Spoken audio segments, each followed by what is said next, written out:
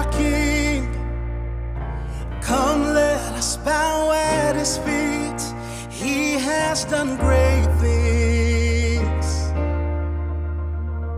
See what our Savior has done. See how His love overcomes. He has done great things. He has done great things. Oh, hero of heaven, you conquered the grave. You freed every captive and break every chain. Oh God, you have done great things. We dance in your freedom, awake and alive. Oh Jesus, our Savior, your name lifted high. Oh God, you have done great things. Woo! We celebrate you, God. You've done great things. Let's sing, you've been faithful. You've been faithful through every storm. You'll be faithful forevermore. You have done great things. And I know you will do it again. For your promise is yes and amen. You will do great things. Yes, I know. God, you do great things. Oh, hero of heaven, you conquer the grave.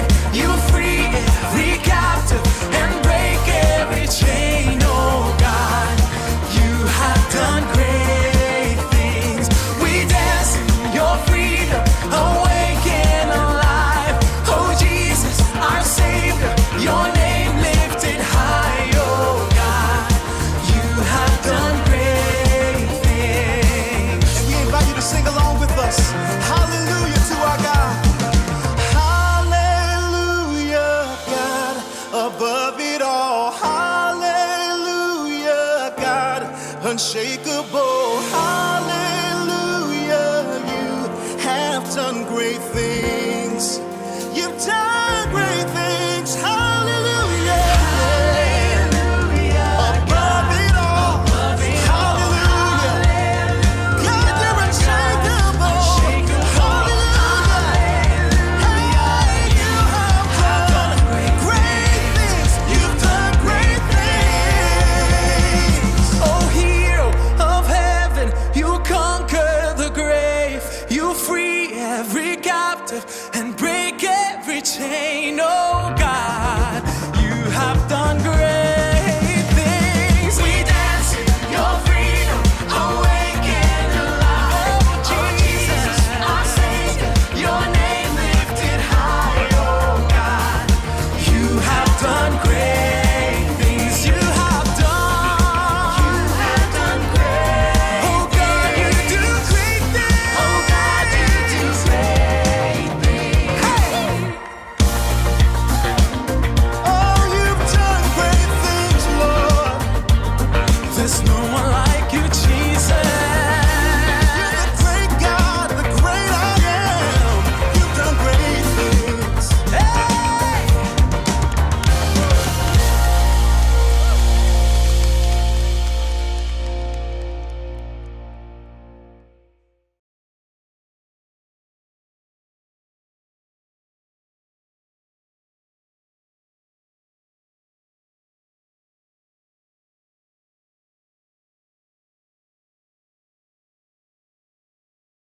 Isang pinagpalang gabi po muli. Tayo po ay nagkakasama-sama sa ika-13 kabanata ng ating daily devotion at halos mangangalahati na po itong araw na ito. Kaya napakabilis po ng panahon at natapos na po yung patungkol sa mga parabola ng Panginoong Yesus. At ngayon po ang ating tatalakayin ay ang tungkol sa the story behind the birth of Jesus Christ. At ang naiatas po sa akin ng magdalang tao si Maria. Bago po ang lahat, tayo muna po ay manalangin. Yes, Lord, we exalt you, we bless your holy name. We worship you, O God. Salamat po, Panginoong Diyos, na meron kaming pagkakataon na magbulay-bulay ang hiwaga, Panginoon, kung paano ikaw po ay dumatal sa mundong ibabaw, na ipanganak ka sa pamamagitan po ng pagdadalang tao ng isang birhen sa katauhan ni Maria, Panginoon, na iyong naging ina dito sa lupa. Patuloy, Panginoon, na mapagpala kami sa lahat ng aming pag-aaralan ngayong gabing ito. We bless you, Father God. We exalt you. Ito pong aming dalangin. At pagpalain mo maging ang kapatiran, mga nagsisipag-nood sa kanilang mga tahanan. Thank you, Father. In Jesus' mighty name we pray. Amen. Purihin ang Panginoon. Parang ilang kembot na lang po, ilang gabi na lang, tayo po ay magse-celebrate na ng Kapaskuhan. At tayo po ngayon ay tatalakay ng yung pong kwento patungkol sa pagkapanganak, yung sa likod ng pagkapanganak ng Panginoong Hesukristo dito sa mundong ibabaw. Amen? Ang aking pong teksto ay nandirito po at masusumpungan sa aklat po ng Lucas chapter 1 verse 26 hanggang pong 33. Atin pong basahin. In the sixth month, God sent an angel Gabriel to Nazareth, a town in Galilee, to a virgin pledged to be married to a man named Joseph, a descendant of David. The virgin's name was Mary. The angel went to her and said, "Greetings, you are highly favored. The Lord is with you."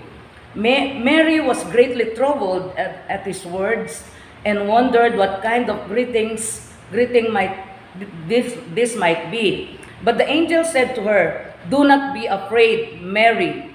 You have found favor with God. You will be with child and give birth to a son, and you are to give him the name Jesus. He will be great, and he will be called the Son of the Most High. The Lord God will give him the throne of his father David, and he will reign over the house of Jacob forever. His kingdom will never end." Amen. Sa atin pong binasa, ito po ay tungkol sa paglitaw ng ang Anghel Gabriel. Sabi po rito, in the 6th month. Tingnan ko po sa Tagalog. Nang ika-6 na buwan ng pagdadalang, hindi po kasi nabanggit si Elizabeth sa English. Sa Tagalog po, sabi rito, nang ika-6 na buwan ng pagdadalang tao ni Elizabeth, ang Anghel Gabriel ay sinugo ng Diyos sa Nazareth, Galilea, sa isang dalaga na ang pangalay Maria. Siya'y nakatakdang ikasal kay Jose, isang lalaking buhat sa lipi ni Haring David. Alam niyo po ang background ni Jose at saka ni Maria. Sila daw po ay napakasimpleng tao. Sa kanya pong edad, si Maria ay excited dahil, kumbaga sa naintindihan po natin sa modern days natin, engaged na po siya para po ikasal kay Jose during this time. Kaya yun pong yung kanilang usapan ni Joseph, lagi na po patungkol doon sa pagbubuo nila ng pamilya, yung darating na mga araw na sila ay ikakasal na, darating po yung panahon na ibibigay na po ang kamay ni Maria ng kanyang mga magulang kay Jose at sila po ay magpupundar ng sarili nilang tahanan at ng kanilang pamilya. Yun lang po yung kanyang pinagbubulay-bulayan ng dalagang ito na napakapayak, napakasimpleng babae. Sabi po rito sa 27, isang dalaga na ang pangalan Maria.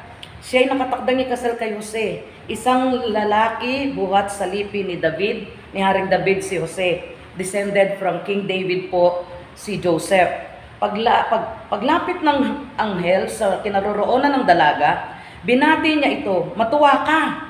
Ikaw ay kalugod-lugod sa Diyos," wika niya. "Sumasa iyo ang Panginoon." Nagulumihanan si Maria sa gayong pangungusap at inisip niyang mabuti kung ano ang kahulugan niyon. Kaya't sinabi sa kanya ng anghel, "Huwag kang matakot, Maria, sapagkat kinalulugdan ka ng Diyos." Parang ang sarap po na marinig, kinalulugdan ka ng Diyos. Sabi po doon sa naunang binasa natin, sumasa iyo ang Panginoon. Doon sa verse 28, sumasa iyo ang Panginoon. Parang ang sarap pakinggan. Alam niyo po, ito po yung istorya na sa Lumang Tipan, masusumpungan natin sa aklat po ng Genesis chapter 6 verse 8, ganun din po ang sinabi kay Noe. Dinami-dami po ng mga mamamayan during his time, sinambit po na nakasumpong ng biyaya at nasumpungang kalugod-lugod si Noe. Siya lang ang tanging makadiyos at may fear of God during those days. Kaya naging kalugod-lugod siya sa Panginoon. Ginamit po si Noe para po may salba ang salin lahi, ang susunod na lahi, maging ang race po ng mga animal kingdom. Amen? Ito po, dito sa eksenang ito, sabi po, si Jose daw po ay, yun na nga, binanggit sa verse 27, galing sa lipi ni Haring David. Ito pong Haring David, alam nating lahat, is Israel's greatest king. Sabi po ng anghel kay Maria, "Do not be afraid, Mary. You have found favor with God." Si Gabriel po is sent from God. Dito po, sa ating tinatalakay, binanggit po kasi sa ating topic, ang pagdadalang tao ni Maria. Doon sa verse 26 na tinunghayan natin kanina, 6 na buwan ng nagdadalang tao si Elizabeth na kanyang pinsan. At alalahanin niyo po kung babasahin niyo ang first verse ng chapter na ito, si Elizabeth po ay past the child-rearing years. Doon sa lagpas-lagpas na po siya sa edad ng pagdadalang tao at siya po ay nabangsagang baog. Yung kanyang asawang si Zacarias na naglilingkod sa templo, siya po ay masyadong matanda na. Maalala natin ang istorya ni Sarah at ni Abraham. Pero wala talaga pong imposible sa Panginoon. Binanggit ito ng anghel. Because with God, nothing is impossible. Amen? Ito pong pinsan ni Mary na si Elizabeth, siya po ang binanggit sa verse 26, 6 na buwan ng nagdadalang tao. Alam niyo po kung sino yung nasa sinupupunan ng baog na ito, na matandang-matanda ng si Elizabeth. Siya po ay si John the Baptist, pinsang makalawa ni Lord Jesus dito sa lupa, dito po sa umiiral na sitwasyon natin sa mundo. Kaya dahil po ang Juan Bautista, pag naipanganak, siya po yung kakasangkapanin ng Lord para ihanda ang dadaanan ng manunubos. Prepare the way of the Lord. Amen. Yun po yun yun yung kanyang ministry. Alam niyo po bang kahit sa Old Testament times, in the book of Isaiah, nabanggit po yan. Ang lahat ng mga propesiya nagaganap, nag-unfold ngayon sa buhay po ng ating tagapagligtas. Jesus means Savior. Amen? He is our Redeemer. Ang Christ, ang ibig pong sabihin, the Anointed One. Amen. The Anointed of the Lord. Yun po yung ibig sabihin ng Christ. Yung Jesus po, Savior. Siya po ay tinatawag ding Mesias kasi siya ang magliligtas sa kanyang bayan. Amen? Amen. Alam niyo po, doon sa kasaysayan ng Lumang Tipan, lalong-lalo na po sa unang 5 aklat ng Lumang Tipan na tinatawag the Book of Moses or the Book of the Law o Pentateuch. Pentateuch po ang tawag dahil 5 unang aklat. Yan po ay tumutukoy sa pagtutubos na darating sa mga panahong daratal. Kahit po yung sinasabi kay Abraham na ang iyong binhi ay magiging kasing kapal ng buhangin sa dalampasigan. Kasing dami ng mga bituin sa langit. Yun po yun Alam niyo po, sila po ay na-train kahit po maraming sumakop sa kanila. Kahit po sila tumalikod, paulit-ulit, nagkakasala sa Lord. Pero po merong mga remnants na lagi na nakatuon dun sa prophecies. Yung katuparan ng ipinangako ng Diyos ni Yahweh since sa Lumang Tipan. Sinabi niya kay David na hindi mawawalan ng upo sa trono ang lahi ni David. At dito po, kung sa Mateo chapter 1, babasahin niyo po ay yung genealogy po ni Jesus Christ. Si Jose po na kanyang magiging foster father dito sa eksenang ito dahil siya po ay fiancé ni Mary. Sila po ay, mismong si Joseph po, sa verse 27, si Jose, isang lalaking buhat sa lipi ni Haring David. Tingnan po natin ang cross-reference ha. Ayun po, Matthew 1, chapter 1, verse 18. Ganito ang pagkapanganak kay Hesus Kristo. Si Maria na kanyang ina at si Jose ay nakatakda ng pakasal. Ngunit bago sila nakasal, si Maria ay natagpuang nagdadalang tao. Ito'y sa pamamagitan ng Espiritu Santo. Balikan po natin dito sa Lucas. Paulit-ulit, sabi po rito sa verse 28, paglapit ng anghel sa kinaroroonan ng dalaga, binati niya ito, "Matuwa ka, be of great joy. Ikaw ay kalugod-lugod sa Diyos." Wika niya ni Gabriel po, Anghel Gabriel. "Sumasa iyo ang Panginoon." Ano po sa English? Sa verse 28. The angel went to her and said, "Greetings, you are highly favored. The Lord is with you." Doon sa 30, sa verse 30, sabi naman po, tingnan niyo po "But the angel said to her, 'Do not be afraid, Mary. You have found favor with God." You have found favor. Alam niyo po, binanggit ko kanina, sila po ay simpleng mga tao. Sila po ay hindi kayamanan. Sila po ay average people. At ang industry po or ang trabaho po ng pamilya po ni Jose ay karpintero. Kung dito po sa modern na panahon natin, construction worker. Siguro po, sasabihin natin, minimum wage earner.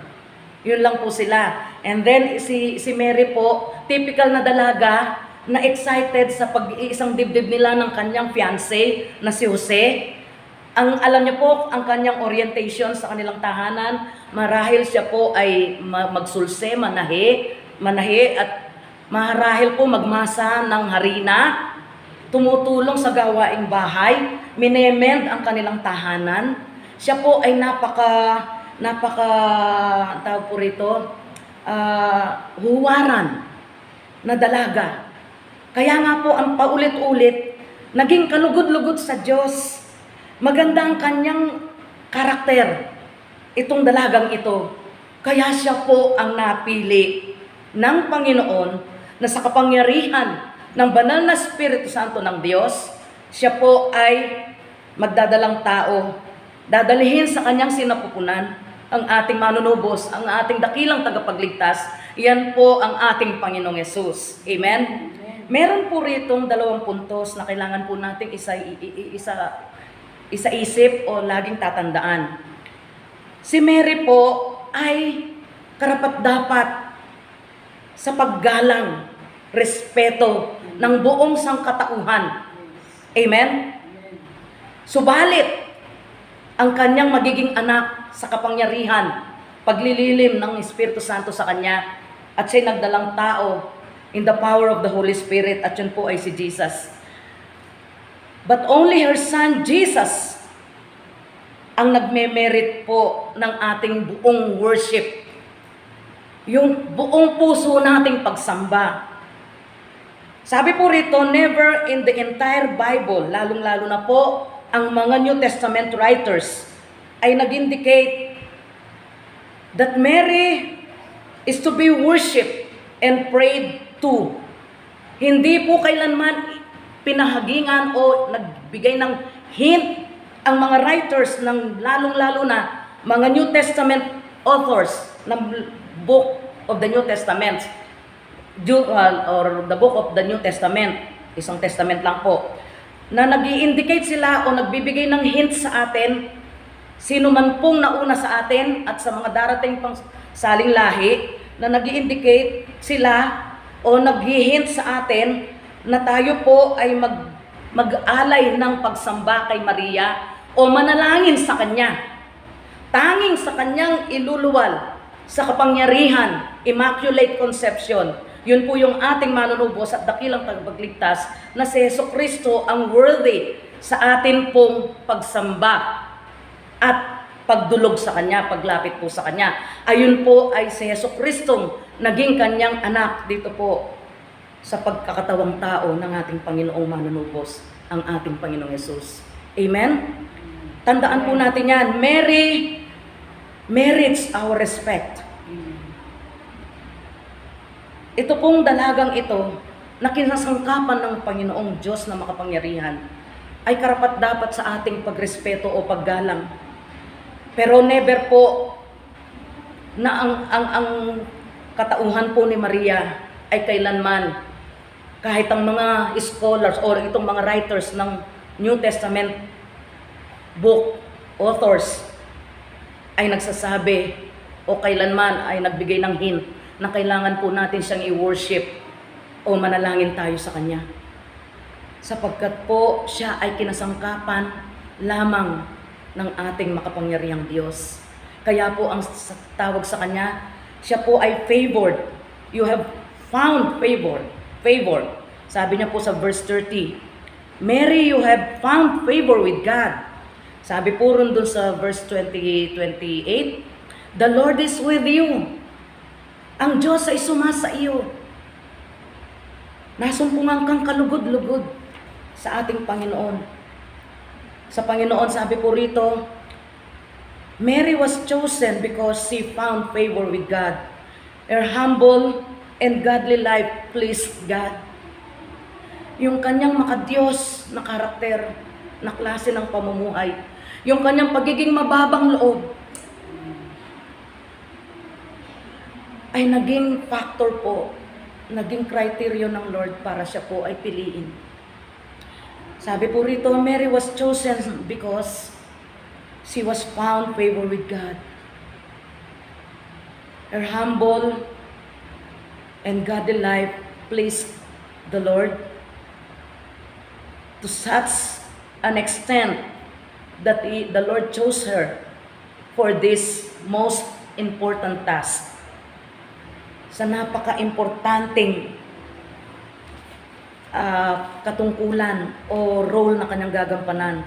Ito po, may kaakibat na teksto sa ikalawang Timoteo.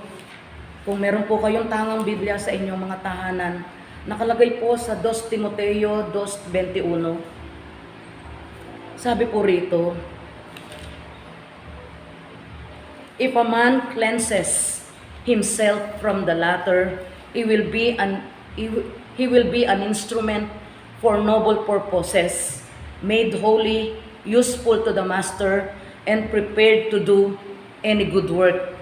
Amen? Tingnan ko lang po sa Tagalog, parang ang ganda pong tingnan natin sa Tagalog. 2 Timothy 2 Timoteo 2:21, 2 Timothy 2:21. Ang sino mang lumalayo sa kasamaan ay mabibilang sa mga kasangkapang maringal at pinakikinabangan, nakatalaga sa kanyang Panginoon at laging handa sa anumang mabuting gawain. Amen? Purihin ang Panginoon. Purihin ang Diyos. Yung makadiyos na uri at klase ng pamumuhay ni Maria, na dito sa eksenang nilapitan siya ni Gabriel, Arkanghel Gabriel, siya po ay nakatakda ng ipakasal ng kanyang mga magulang kay Jose, isang karpintero, isang napakapayak na uri ng pamumuhay ang meron sila. Kung marirecall nyo po sa ating mga kaisipan, nung may panganak na po ang Panginoong Yesus, after 8 days na naipanganak si Jesus, sila po ay pumunta sa templo para i-dedicate ang bata. Segundon po sa practice na natutunan nila sa Book of the Law of Moses sa Lumang Tipan, sila po ay nag-o-observe ng purification rites, mga ganong rituales. Alam niyo po, dahil sa kapayakan ng kanilang buhay, ang mag-asawang Jose at saka si Maria, hindi po sila mayaman, kaya ang dala po nila ay, I think, kalapati. Ganon lang po kasi ang estado ng kanilang pamumuhay. Since karpintero po si Jose na naging asawa ni Mary, wala pong nabanggit na job o anumang pinagkakakitaan si Mary, maliban dun sa siya po ay tumutulong sa kanilang tahanan. Marahil siya po ay nagme-mend ng mga sulsihin, ng mga linisin sa bahay, mga kasangkapan, earthenware, yung mga palayok ang alam kong usong gamit noon. Tapos po, marahil, kung meron man silang mga ilang pirasong alaga, siguro po nagpapakain, nagpapainom, isinusuga kung sa malapit na merong pasture, green pasture, mga ganun po. Pero napakaganda po ng pagkapapaghalintulad dito sa 2 Timothy chapter 2 verse 21 kay Mary. Kasi ang sabi po ng Biblia o nung mga pagpapaliwanag ng mga scholars, si Maria daw po ay napili ng makapangyarihang Diyos, ng ating Diyos Ama, dahil siya po ay naging kalugod-lugod sa paningin ni Yahweh. He found favor with God. Yun daw pong kababaang loob niya, her humble and godly life, pleases God. Nakapagbigay kaluguran. Na-please po ng todo ang Panginoon to such an extent that He chose her.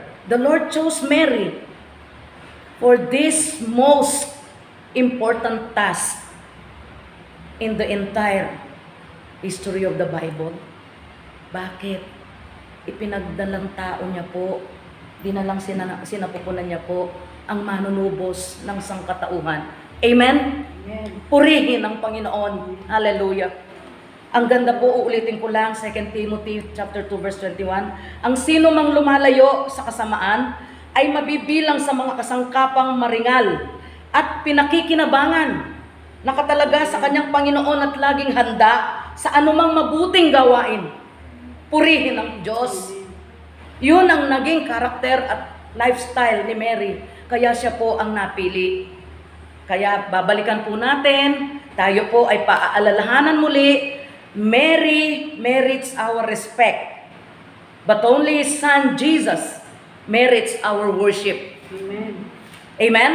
Amen. Si Maria po na naging ina sa lupa ni Jesucristo manunubos natin, karapat-dapat sa ating pagrespeto at paggalang. Subalit ang kanyang naging anak na si Jesucristo ng ating Panginoon at manunubos ang nagdi-deserve lang ng lahat ng ating pagsamba. Amen? Amen. Sinasabi po, never in the entire Bible, lalong-lalo na sa New Testament, walang isa mang author ng New Testament na ito ang nag-indicate na kailangan po natin siyang sambahin, si Mary. Si Mary po mismo, wala pong ganong katuruan. At lalong-lalong hindi po nagtuturo ang Bagong Tipan at ang mga sumulat nito na tayo po ay manalangin sa Kanya. Amen? Siya po ay nakasumpong ng biyaya, ng pagpapala at pabor na malaki sa ating Diyos dahil po siya ay namuhay ng kalugod-lugod. Her life is godly and He live a humble life. Yung lifestyle niya po, mapakumbaba niya po. Amen? Amen. Balikan po natin ang Luke chapter 1, yung ating original text. Sa aklat ng Lucas, ito po sa 20 tayo at 26 po tayo nag-umpisa kanina.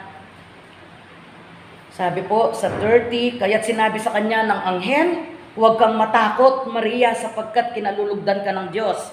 Pagdating po sa 31, makinig ka, ikaw ay maglilihi at manganganak ng isang lalaki, at siya'y tatawagin mong Jesus.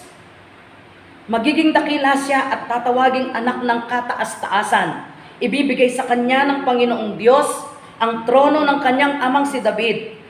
Maghahari siya sa angkan ni Jacob magpakailanman at ang kanyang paghahari ay walang hanggan. Amen? Purihin ang Panginoon. Sabi po, doon sa 31, makinig ka. May cross-reference po. Diba?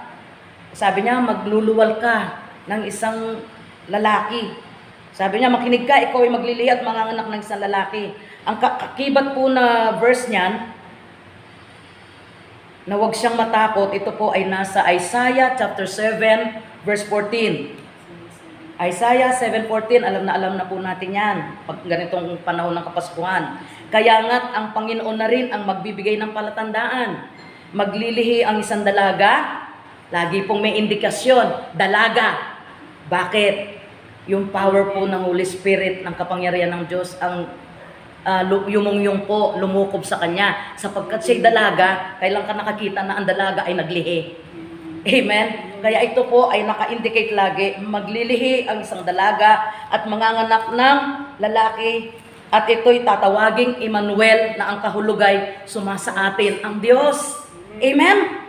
Pagdating po sa aklat ng Bagong Tipan, sa Mateo chapter 1 verse 21, manganganak siya ng isang lalaki at ito'y pangangalan mong Jesus sapagkat siya ang magliligtas sa kanyang bayan sa kanilang mga kasalanan. Amen. Kaya lagi pong paulit-ulit, huwag kang matakot. Yun po yung lagi, makinig ka, sabi niya. Lagi pong, huwag kang matakot. Sa verse 28, matuwa ka. Biro po sa verse 28, matuwa ka. Be of great joy. Grabe, no po, talagang puspos ng kagalakan ang puso ni Maria. Bakit? Sa dinami-dami po ng nabubuhay, nakapareho niyang dalaga, basal. Pag sinabi po, napaka busilak, napaka puro. Siya po ay walang bahid, dungis, kasi nga po wala pang anumang sumasaling, sino mang lalaking sumasaling sa kanya. Kaya may tuturing po siyang malinis, dahil po siya ay dalaga. Subalit yung pangalawang punto, sabi po rito, Mary's blessing not only brought her great joy. Yung pong tinanggap niya kasi sabi, matuwa ka, sabi sa verse 28. Sa English, sabi po sa English, sa verse 28, wait lang po, sabi, the angel went to her and said, greetings, you who are highly favored, the Lord is with you. Sabi po, do not be afraid. Sa verse 30 po yan. Sa Tagalog po, may nakasulat sa verse 28, matuwa ka. Paglapit sa kanya ng anghel, paglapit ng anghel sa kinaroroonan ng dalaga, binati niya ito, matuwa ka. Ikaw ay kalugod-lugod sa Diyos, wika niya. Sumasa iyo ang Panginoon. Pagdating po, talon tayo sa verse 30. Kaya't sinabi sa kanya ng anghel, huwag kang matakot, Maria, sapagkat kinalulugdan ka ng Diyos. Kinalulugdan. Doon po, di ba, sabi, sumasa iyo ang Diyos. Sumasa iyo ang Panginoon. Kinalulugdan ka ng Diyos. Paulit-ulit. Dito po sa from verse 26 ng chapter 1 ng Luke, ito po yung account ng pagdadalang tao o kapanganakan, the birth of Jesus foretold. Sabi po sa English, sa Tagalog po, sa verse 26, ipinahayag ang panganganak kay Jesus. Sabi po sa Tagalog, ipinahayag ang panganganak kay Jesus. Sabi po sa ating point number 2, Mary's blessing not only brought her great joy. Yun daw pong mga sinasabi ng Anghel Gabriel, hindi lang basta nagdulot sa kanya ng kagalakan, but also much suffering. May kaakibat po siya ng pait o sakit at pagdaramdam, suffering and much pain.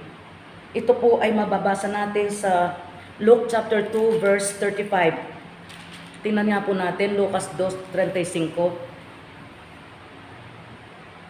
Sabi po rito, so that the thoughts of many hearts will be revealed, and a sword will pierce your own soul too.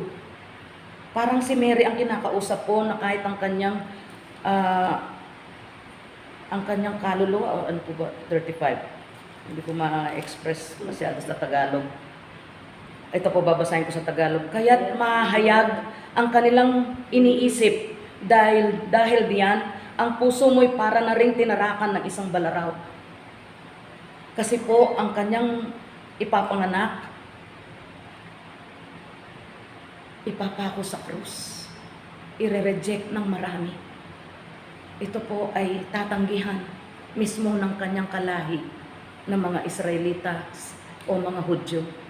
Sabi po rito, Mary's blessing not only brought her great joy, but also much suffering and pain. Her son would be rejected and crucified. Ang Panginoong Yesus po ay talaga namang tinanggihan, maging ng kanyang mga kababayan. At ang pinaka-ultimo, siya po ay ipinako na parang isinumpa sa krus ng Kalbaryo. Sabi po rito,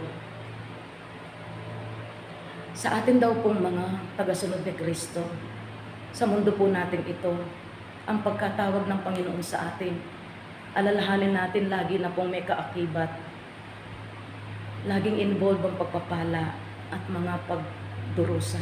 May kaakibat po lagi ito. Sabi po, will always involve blessing and suffering, joy and sadness, success and disappointments. Amen? Amen. Kaya hindi po uubrang lagi nating sasabihin pag naging Kristiyano na bed of process na po. Amen? Kaakibat po lagi yon kasi kahit ang mga New Testament writers, si James, sabi niyo po, consider it pure joy when you suffer diverse trials. Di po ba? Ang calling po natin, laging kaakibat po, laging involved ang blessing at suffering. Huwag natin imamarka sa utak natin, puro pagpapala, blessing, blessing, blessing lang. Lagi na pong kakambal niyan ang suffering, blessing and suffering, kagalakan at kapigatian or kalungkutan, mga tagumpay at meron din naman pong disappointments o kabiguan. Ang ating pagkatawag sa Panginoon, ito po yun, sabi. In this world, God's calling will always involve blessing and suffering, joy and sadness, success and disappointments. Amen? Amen. Pero ang magandang balikan natin, kapareho natin na kung ano po tayo, balat at dugo at laman, ganun din po si Mary at saka si Joseph. Especially po si Mary. Siya po ay kinasangkapan ng Panginoon. Sabi rin doon sa binasa natin sa 2 Timoteo 2:21, ang lahat ng lumalayo sa kasamaan. Pakibasa mo nga po malakas, kapatid, Ate Delps. 2:21 ng 2 Timoteo. Ang lahat ng lumalayo sa kasamaan, sabi po riyan. Opo. 21. Basahin ko na po. Ang sino mang. 2:21. Apo. Ang sino mang lumalayo sa kasamaan ay mabibilang sa mga kasangkapang maringal at pinakikinabangan, nakatalaga sa kanyang Panginoon at laging handa sa anumang mabuting gawain. Amen. Amen. Mas ito po akmang-akma sa panahon po natin. Tayong mga binanal na po ng Panginoon, dapat po lifestyle na natin. Talagang tinatakbuhan nating palayo, kagaya ni Jose, doon sa Genesis, ni Joseph the Dreamer, sa asawang maganda ni Potiphar.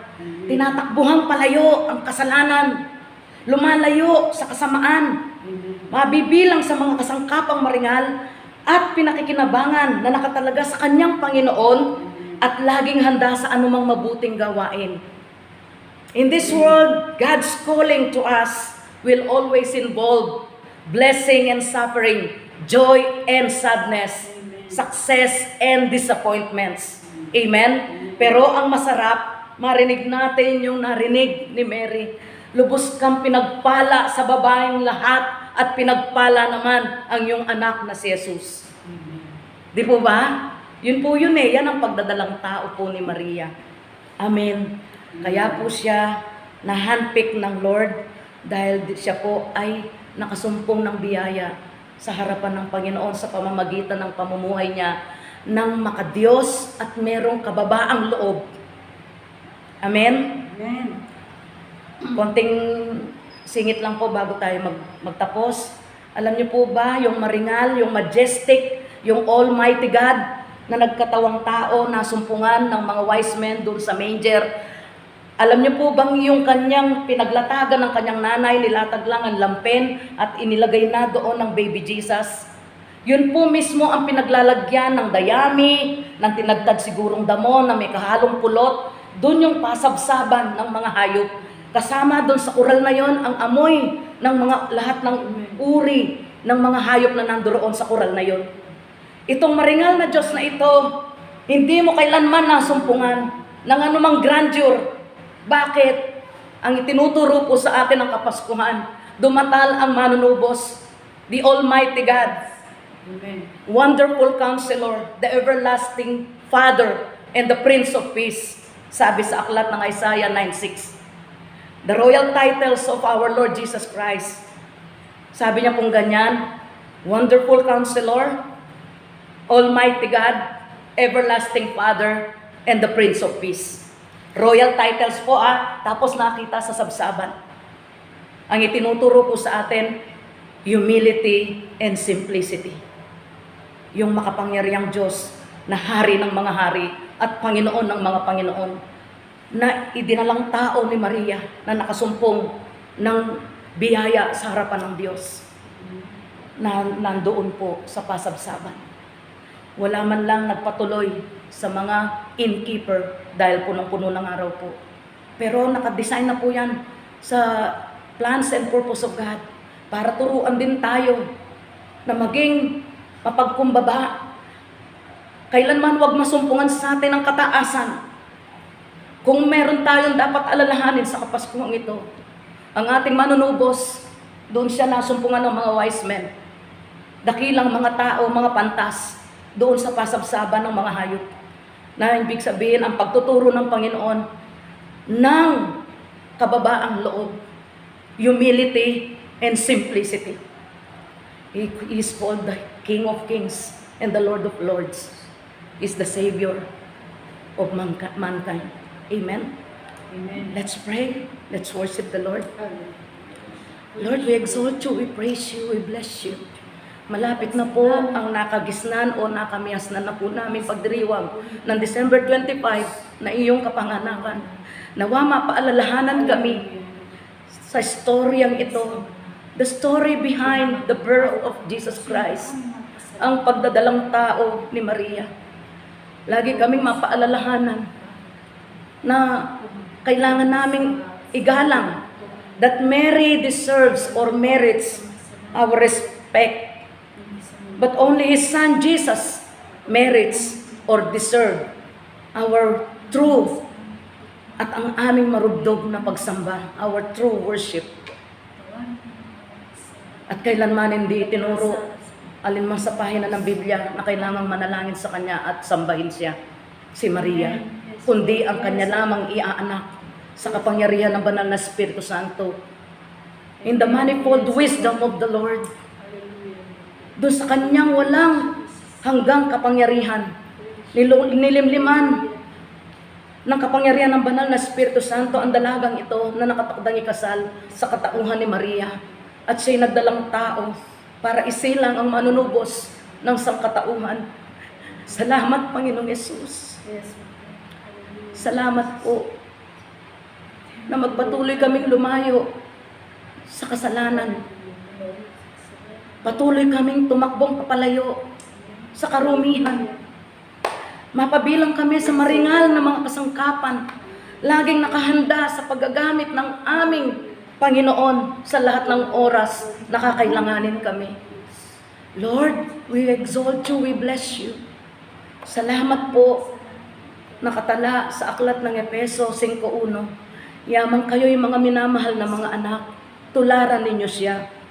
Kung ang Panginoong Yesus ay nagpakita ng matinding kababaang loob at ng pagiging payak, ng pagiging simple, na bagamat siya'y Diyos, hindi inangkin, na ariing katapat at kapantay siya ng Diyos, manapay hinubad ang lahat ng kanyang kalikasan ng pagiging Diyos, nagkatawang tao at namuhay sa piling namin. At naging masunurin hanggang sa kamatayan, oo, sa kamatayan sa krus, upang tubusin ang sala namin makasalanan. Salamat po, Panginoon, sa Kapaskuhan. Salamat po sa iyong pagdatal sa sanglibutan. Ikaw ang umako sa aming lugar. Ikaw ay namatay upang kami mabuhay. Ikaw ay naging mahirap upang kami maging mayaman. Salamat po ng maraming. Lord, muli kaming lahat sa kabila ng maraming kaabalahan ng mundong ito, sa kabila ng maraming maiingay na mga tinig, tugtugin, maraming okasyon, Panginoon, nawa mapaalalahanan kami kung ano ang istorya sa likod ng pagkapanganak ng Panginoong Yesus at dumatal siya sa mundong ibabaw. Salamat po, Panginoon. Binilinan ang dalagang si Maria ng kanyang iluluwal ay pangangalanan niyang Jesus. Nang kahulugay siya ang tagapagligtas ng kanyang bayan. Thank you, Father God. Thank you for your Son, Jesus. Thank you, Holy Spirit, that even up to now, reminding us na patuloy kaming kino-comfort, patuloy kaming pinaalalahanan sa mga naging katuruan ng aming Panginoon. Bless your holy name, Father God. Bless your name, O Lord Jesus, we exalt you, we bless you. Thank you, Holy Spirit. Sa iyo, Ama, ay binabalik namin ang mayamang pagpupuri at pagpapasalamat. Lord, inaalala din po namin ang aming kalalagayan sa aming kapaligiran. Salamat po na nagluwag, bagamat many days, mga nakakaraan, may napabalita na po na nakapasok na variant ng Omicron. Ikaw ang Diyos na makapangyarihan sa lahat. Ikaw ang Diyos na hindi magkakamali kailanman. Nalalaman mo ang kalalagayan ng inyong mga pinabanal. Sa iyo kami lumalapit at dumudulog. Maging ang bagong variant na ito ay winawasak at tinatapakan namin in the mighty name of Jesus. Tanging ang banal na Jesucristo, ang aming Panginoon na masaganang tumigis sa krus ng Kalbaryo, ang mag-ismir sa lahat ng mong mga anak upang hindi makanti ng anumang pamiminsala ng virus na ito in Jesus' name. Much more yung bansang Pilipinas, Panginoon, nawa ma-contain ng maayos at maagap, Panginoon, in the mighty name of Jesus. In the mighty name of Jesus. Idinadalangin namin ang iglesia mo, Panginoon, na mapaalalahanan kami, O Diyos, sa naging buhay at halimbawa ng pamumuhay ni Birheng Maria, Panginoon, nang hindi pa sila nagsisiping ng kanyang fiancé na si Joseph, na kanyang nakatakdang maging asawa. Laging laang vessel, Lord God. Laging laang magpakasangkapan. Laging handa na tupdin at ganapin ang nais mong ipagawa po sa amin. Ang iglesia mo ay patuloy na mapaalalahanan na maging mapagkumbaba po kami, may kababaang loob at patuloy na gayahin namin. Tingnan namin ang halimbawang ipinakita ng aming Panginoon. Pagiging simple, payak, Panginoon. Lord, na ang kanyang tanging nais, sabi niya po, ang kanyang pagkain ay ganapin ang kalooban ng kanyang amang nagsugo sa kanya dito sa mundong ibabaw. Ikaw, Panginoong Yesus, ang nagsusugo sa amin. Nawa mabanggit din namin at masabi sa iyo nang bukal sa puso namin, ang kaligayahan namin ay ganapin at tuparin ang iyong iniuutos sa amin upang tunay ka at lubos kang maparangalan, Panginoong Yesus. Lord, itinataas namin ang iyong iglesia sa ganitong kaabalahan ng season na ito ng Christmas celebration. Mapaalalahan ng lubos at ganap ang inyong iglesia. Kung ano ang calling mo po sa amin, kung ano ang design, your divine purpose and plans for your church, O God. Maging ang bansa namin ay tinataas namin sa inyo. Patuloy namin idinudulog ang nalalapit pong election this coming year. Ilang buwan na lang po sasapit ang opisyal na pangangampanyahan. Dalangin namin, O Lord, huwag pong maibulid sa labis na korupsyon ang magaganap ng halalang ito. Yung tinatawag nilang vote buying, yung mga tinatawag na mudslinging, Panginoon, yung siraan ng siraan, yung gagawa ng anumang makakasira sa kanilang mga katunggali. Dalangin namin, tanglawan mo ang kanilang mga puso at isipan. Mahabag ka sa bansang Pilipinas. Alam namin, tangan mo pa rin ang soberenya ng bansang ito. Sa iyo namin siya walang sawang idudulog. Itataas namin ang bansa namin sa inyo. Luzon, Visayas, and Mindanao belongs to Jesus alone, and all the 7,220 islands, Lord God, depende sa high tide at sa low tide.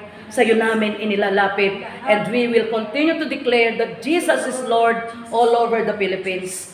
Father, we love you. Alam naming mahal mo kami bilang lahing Pilipino. Salamat po sa iyo namin inilalapit ang lahat ng bagay namin binanggit. Purihin ka, dakilain ka itong aming dalangin. In Jesus' name, Amen.